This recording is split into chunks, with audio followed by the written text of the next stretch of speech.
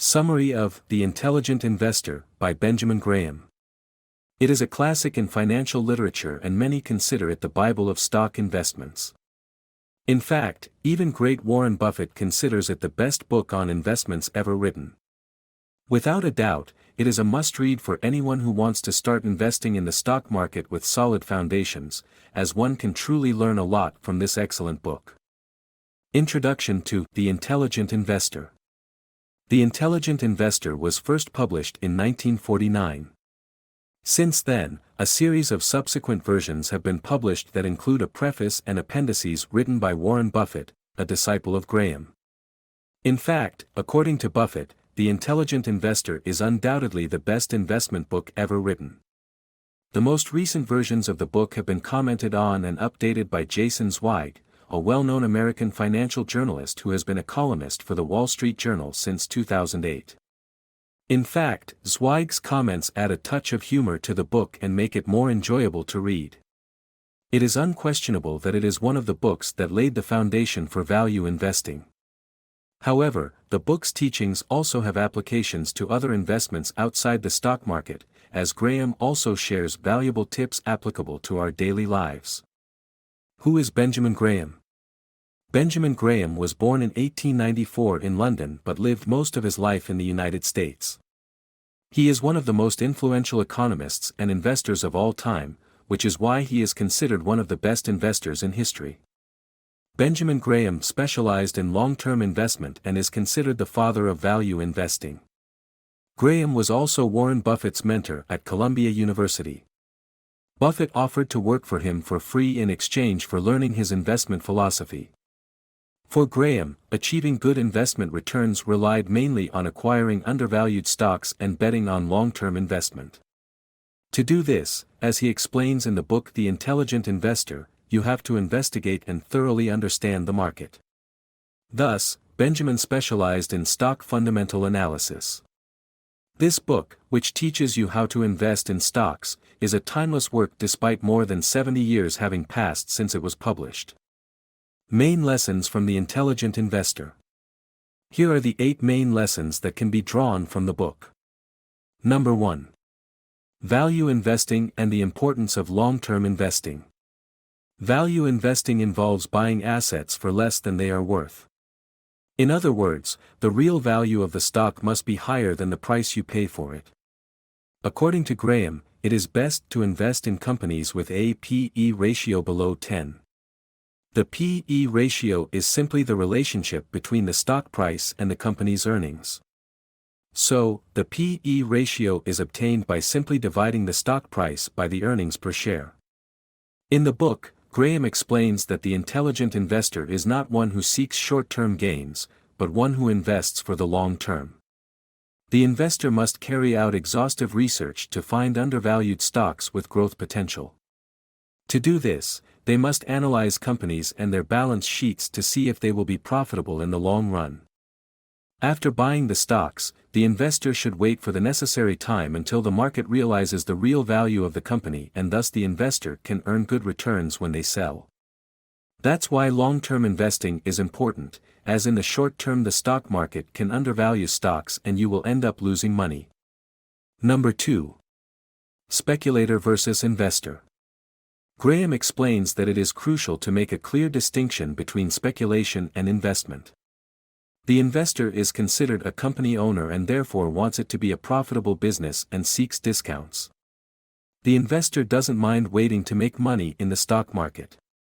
On the other hand, the speculator seeks to obtain quick profits without caring in which company they put their money. By speculating, if one makes a mistake, disastrous results can be obtained and a lot of money can be lost. The author explains that it is preferable to get secure long-term results rather than trying to get money quickly by speculating. Number 3. Passive investor versus active investor. In the book, 2 types of investors are described: the passive or defensive investor and the active, aggressive or entrepreneurial investor. Passive investors focus on avoiding losses or major mistakes. They don't want to spend a lot of time selecting assets and try to make as few mistakes as possible. On the other hand, active investors spend a lot of time and care finding the best investment options to achieve good returns. According to Graham, if they are patient and put in effort, they can achieve returns higher than the market. Throughout the book, Benjamin Graham explains which options are best for each type of investor, as obviously a defensive investor will not invest in the same way as an aggressive investor. Number 4. Importance of knowing the stock market. The stock market is unpredictable. It is constantly moving between pessimism and optimism. Therefore, Graham states that it is essential to know the phases of the market to be able to invest calmly. The author explains the behavior of the stock market through the figure of Mr. Market, a manic-depressive character with constant mood swings. When Mr. Market is in a good mood and is very optimistic, he wants to sell shares at a very high price. On the other hand, when Mr. Market feels sad and pessimistic, he sells them below their value.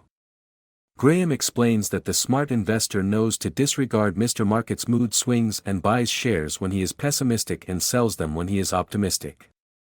The author also recommends not selling shares at the first sign of a crisis, as the market always recovers. Number 5. Safety margin. As previously seen, Benjamin Graham says that it is better to try to take advantage of errors in the stock market instead of trying to predict its movements.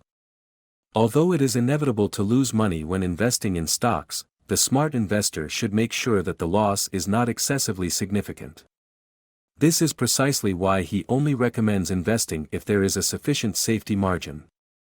The safety margin is the difference between the market price of the stock and its intrinsic value. That is, by buying undervalued stocks, you ensure that you do not lose a lot of money. The cheaper a stock is, the greater the safety margin you get. This way, you protect yourself from stock market fluctuations and possible mistakes you might make. Number 6. Learn to diversify. Graham is straightforward: do not invest all your capital in one stock, even if it is very promising. If you stick to stocks from one company, you risk losing everything if the company does badly. That is why Graham recommends diversifying and investing money in different stocks and investment funds. The book explains that you should never have all your capital invested in stocks, but it is advisable to diversify between bonds and stocks. In general, he says that an investor should never have more than 75% invested in stocks, and the rest should be invested in bonds.